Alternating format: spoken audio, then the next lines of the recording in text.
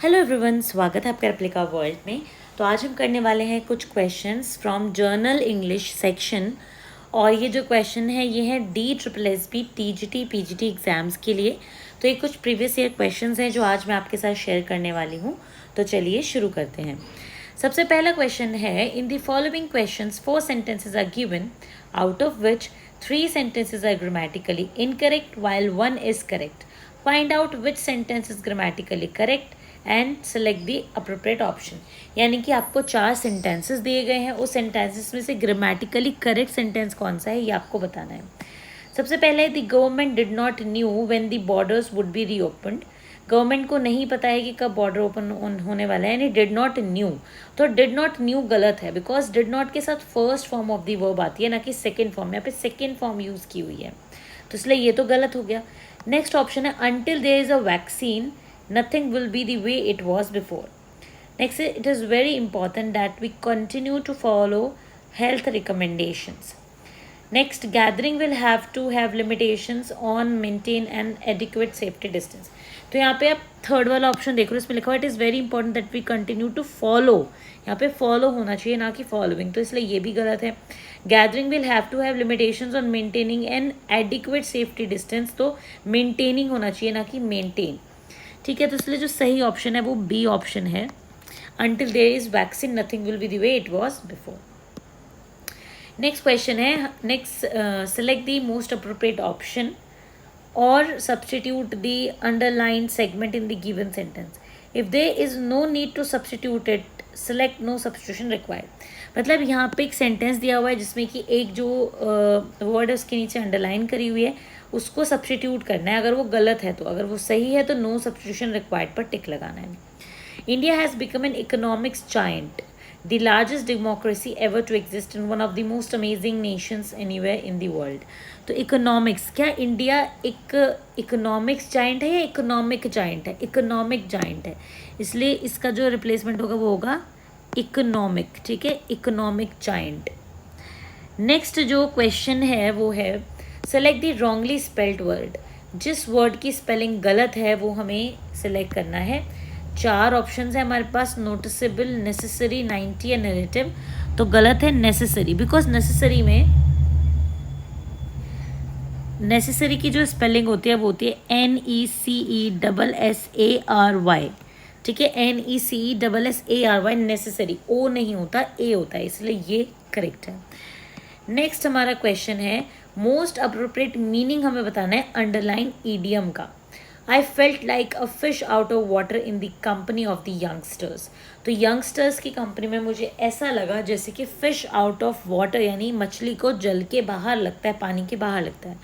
तो मछली को पानी के बाहर कैसे लगता है? Being uncomfortable, feeling exhausted, being at ease, या फिर फीलिंग एंथुजियास्टिक। कैसा लगता है मछली को? ठीक है, तो कैसा लगता है? Being uncomfortable. तो a fish out of water का मतलब है बीइंग अनकंफर्टेबल। नेक्स्ट है, select the appropriate antonym of the given word. ये जो गिवन वर्ड है पेरिजी, पेरिजी का अपोजिट क्या है, यानी एंटोनिम क्या है? पिट्स, एपेक्स, जीरो, या फिर एपोजी। ठीक है, तो इसका जो अपोजिट है वो है एपोजी। ठीक है, अब बात करते हैं कि आखिर में पेरिजी है क्या। तो देखिए क्या होता है, ये ना जो हमारे हेवनली बॉडीज़ होते हैं वो एक दूसरे के अराउंड रिवॉल्व करती हैं ना। जैसे कि सन के अराउंड अर्थ रिवॉल्व करता है, या अर्थ के अराउंड उसकी सैटेलाइट यानी कि मून रिवॉल्व करती है, मून रिवॉल्व करता है। तो फॉर एग्जांपल कि ये अर्थ है, तो अर्थ के अराउंड जो रिवॉल्व करता है तो वो इलिप्टिकल ऑर्बिट में रिवॉल्व करता है। तो एक पॉइंट ऐसा होता है जहाँ पे अर्थ से वो सबसे ज़्यादा दूर होता है, और एक पॉइंट ऐसा होता है जहाँ पे वो अर्थ के सबसे ज़्यादा पास होता है। तो जब वो अर्थ के सबसे ज़्यादा पास होता है तो उस पॉइंट को बोलते हैं पेरिजी। तो उसका अपोजिट क्या होगा जब वो सबसे ज़्यादा दूर होगा? तो सबसे ज़्यादा दूर जो पॉइंट होता है उसको बोलते हैं एपोजी। तो इसलिए पेरिजी का जो अपोजिट है वो है एपोजी। नेक्स्ट है, हमें मोस्ट अप्रोप्रिएट ऑप्शन चूज़ करना है और फिल इन द ब्लैंक्स करने हैं। ठीक है, the jury members consisting of 7 women and 5 men dash discharged after falling to reach a verdict। तो यहाँ पे क्या होगा? have discharged, was discharged, had discharged या were discharged। तो क्या होगा? were discharged। ओके, नेक्स्ट है, select the word which means the same as the group of words given। ये जो पूरा एक सेंटेंस दिया हुआ है इसके लिए एक वर्ड हमें चूज़ करना है. One who specialises in the ways disease spread among people. लोगों के बीच में डिजीज़ कैसे फैलती है, इसको जो स्टडी करता है उसको क्या बोलते हैं? क्या इसको पेंडेमोनियम बोलते हैं, एंडेमिक बोलते हैं, या एपिडेमोलॉजिस्ट बोलते हैं, या एपिडेमिक बोलते हैं? तो एपिडेमोलॉजिस्ट बोलते हैं. Okay, epidemiologist. नेक्स्ट चलते हैं नेक्स्ट क्वेश्चन पे. मोस्ट अप्रोप्रिएट ऑप्शन हमें सेलेक्ट करना है फिल इन द ब्लैंक भरने के लिए. A statue of Harry Potter flying a Nimbus 2000 broom was dash on Wednesday in London Leicester Square. London Leicester Square में एक हैरी पॉटर का जो स्टैचू था उसको क्या किया गया? ठीक है, आगे बढ़ते हैं इसमें ऑप्शंस की तरफ. ऑप्शन है विदहोल्ड किया गया, अनलॉक किया गया, अनवील किया गया, एक्सपोज किया गया. अनवील किया गया. Next is select the alternative which best expresses the meaning of the idiom phrase hold in this sentence. तो कौन सा ऑल्टरनेटिव है जो बेस्ट एक्सप्रेस करता है जो इडियम दिया हुआ है उसको? If you are fair and square in your work you will definitely prosper. अगर आप अपने काम में फेयर एंड स्क्वायर रहेंगे तो आप पक्का ही उन्नति करेंगे. ठीक है, तो फेयर एंड स्क्वायर का मतलब क्या होता है? एक्टिव होना, ऑनेस्ट होना, ऑथोरिटेटिव होना, या बिजनेस लाइक होना, ऑनेस्ट होना. नेक्स्ट क्वेश्चन है select the correctly spelled word. Select the correctly spelled word. Disgustly का जो सही वर्ड है वो हमें बताना है. तो करेक्टली स्पेल्ड जो वर्ड है वो क्या होगा? डिसगाइज्डली, है ना? तो डिसगाइज्डली होगा D option. D option is the correct. Next जो है आंसर या क्वेश्चन वो है select the most appropriate meaning of the given idiom phrase या word. Rocket science. Rocket science का क्या है? Get out of control. Rocket science का मतलब गेट आउट ऑफ कंट्रोल होना होता है, या समथिंग ओवर हाइप्ड होता है, या फिर do the thing you have wanted to do so you can move on, या फिर something very difficult to understand. तो हम कहते हैं ना अरे ये कोई रॉकेट साइंस थोड़ी, ये तो आसानी से समझ आ जाएगा. तो रॉकेट साइंस का मतलब है जो चीज़ मुश्किल हो समझना. तो इसलिए इसका आंसर होगा D, something very difficult to understand. Next है rearrange the following sentence in the correct order to form a meaningful paragraph. तो ये जो सेंटेंसेस दिए हुए हैं इनको हमें ऐसे अरेंज करना है कि एक मीनिंगफुल पैराग्राफ जो है वो बन जाए. तो iron is an essential mineral necessary for the several crucial function of the body. In addition to the product of hemoglobin, iron helps production of hemoglobin. Iron helps to keep your hair, skin and nail healthy. And a large number of people across the globe are sufficient from the problem of iron deficiency anemia. Women belonging to the menstrual age group are more prone to deficiency as compared to others. तो यहाँ पे सही order क्या होगा? तो आप देख रहे हैं कि जब मैंने इसको रीड किया तो ये बिल्कुल सही लग रहा है. सबसे पहले कहा गया कि आयरन एक एसेंशियल मिनरल होता है जो बॉडी के लिए क्रूशियल होता है और जो क्रूशियल फंक्शंस परफॉर्म करता है. फिर इसमें कहा गया कि हीमोग्लोबिन बनाने के साथ साथ आयरन जो होता है वो हमारे हेयर, स्किन और हेल्थ को भी अच्छा रखता है. बहुत सारे लोग ऐसे होते हैं जिनको आयरन की कमी होती है, आयरन की डेफिशिएंसी हो जाती है जिस वजह से खून की कमी हो जाती है. विमेंस जो होती हैं जो मेंस्ट्रुअल एज ग्रुप में होती है वो ज़्यादा इस डिजीज़ के प्रोन होती है. तो पढ़ने से आप समझ पा रहे हैं कि सीक्वेंस पहले से ही ठीक है. तो इसलिए जो सीक्वेंस होगा सही वो क्या होगा? PQRS. ठीक है. नेक्स्ट क्वेश्चन है इन द गिवन क्वेश्चन.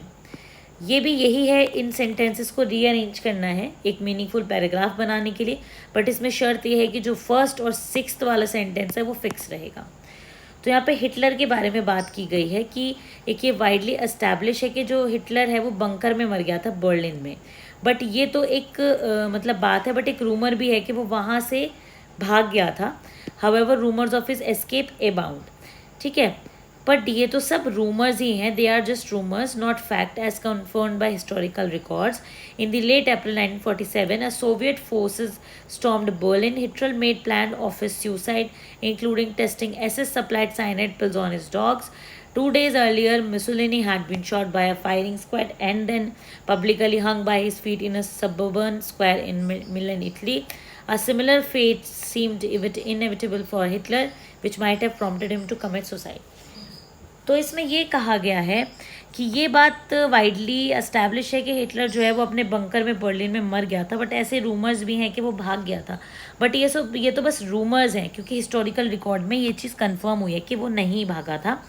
बल्कि 1945 में सोवियत जो आर्मी थी वो बर्लिन में आ गई थी, जिसकी वजह से हिटलर ने अपने मरने का यानी सुसाइड का प्लान बनाया, जिसमें उसने अपने कुत्ते को पहले ऐसे सप्लाइड साइनाइड पिल्स लेकर देखी क्या वो मरेगा या नहीं मरेगा। क्योंकि हुआ ये था कि 2 दिन पहले, उसके सुसाइड से 2 दिन पहले, मुसोलिनी जो कोई शायद एक लीडर रहा होगा, उसको जो है गोली मार दी गई थी खुलेआम और पब्लिक में उसको लटका दिया गया था। तो हिटलर को लगा कि उसके साथ भी ऐसा होगा, इसलिए उसने सुसाइड कमिट कर दिया। तो ये जो पूरा पैराग्राफ है आप देख सकते हैं बिल्कुल सीक्वेंस में लग रहा है, तो इसलिए इसका सही सीक्वेंस क्या होगा, जो है ऑलरेडी क्या है, PQRS यानी कि बी। नेक्स्ट क्वेश्चन पे चलते हैं। Select the most appropriate synonym of the given word. इस वर्ड का यानी रैम्पेंट का सिनोनिम बताना है। तो यहाँ पे 4 ऑप्शन है, पर्टिकुलर, लोकल, रिस्ट्रिक्टेड और यूनिवर्सल। तो यहाँ पे देखो, आप देख रहे हो, पहले आप अगर किसी वर्ड का मीनिंग आपको नहीं आता तो पहले एलिमिनेशन मेथड को अपनाने की कोशिश करो। मतलब कि आप देखो कि कौन से जो क्वेश्चन में वर्ड्स हैं वो एक जैसे मीनिंग के हैं। अगर कोई एक जैसे मीनिंग के 2 वर्ड्स मिल रहे हैं दैट मीन्स वो तो आंसर नहीं हो सकता, क्योंकि आंसर तो एक ही होगा, दोनों तो नहीं सकता, तो इसका मतलब वो तो आंसर होगा नहीं। अब जैसे रैम्पेंट है, मुझे नहीं पता कि इसका क्या मतलब है, बट अगर हम यहाँ पे देखें, पर्टिकुलर, लोकल और रिस्ट्रिक्टेड बिल्कुल एक ही शब्द की तरफ, एक ही मीनिंग की तरफ इंडिकेट कर रहे हैं कि कोई पर्टिकुलर मतलब एक लिमिटेड चीज़ है। जैसे पर्टिकुलर मतलब किसी चीज़ के बारे में पर्टिकुलर होना कि हाँ यही चीज़। लोकल भी मतलब एक लोकल एरिया, रिस्ट्रिक्टेड मतलब एक वही थोड़ी सी छोटी सी जगह, ठीक है। तो ये तीनों तो एक जैसे है, तो ये हो नहीं सकते। तो डी ऑप्शन बचा जो कि यूनिवर्सल, यानी कि जो सब जगह हो, तो यूनिवर्सल ही फिर इसका आंसर होगा, क्योंकि एलिमिनेशन मेथड से ये तीनों तो एलिमिनेट हो गए। नेक्स्ट जो क्वेश्चन है और लास्ट क्वेश्चन है आज के लिए, identify the segment in the sentence which contain the grammatical error for the following from the following given options. तो एक पैराग्राफ दिया हुआ है या कुछ एक लाइन दी हुई है, उसमें कौन से पोर्शन में गलती है वो हमें बताना है। Two whole block of flats includes 2 shops were destroyed in fire। मतलब कि जो पूरा ब्लॉक था फ्लैट्स का, जिसमें कि 2 शॉप्स भी इंक्लूडेड थी, वो आग की वजह से बर्बाद हो गया। तो 2 होल ब्लॉक्स ऑफ फ्लैट्स, 2 होगा ये, 2 whole blocks of flats including 2 shops होना चाहिए, ना कि इंक्लूड्स होना चाहिए, है ना। Flats including 2 shops were destroyed in fire. तो यहाँ पे प्रॉब्लम है, कहाँ पे, इंक्लूड्स 2 शॉप्स, है ना, इंक्लूडिंग होना चाहिए, इसलिए ये गलत है, ए ऑप्शन, इंक्लूड्स 2 शॉप्स वर। ठीक है, तो इस तरीके से आज हमने यहाँ पे 15 क्वेश्चंस करे। आगे के जो 5 क्वेश्चंस हैं वो पैराग्राफ पर बेस्ड हैं, जिससे कि आप देख भी सकते हैं, जो हम आने वाली वीडियो में करेंगे। तो आज के लिए सिर्फ इतना ही। आई होप कि वीडियो आपके लिए हेल्पफुल रही होगी। हेल्पफुल रहे तो लाइक ज़रूर करें, शेयर करें।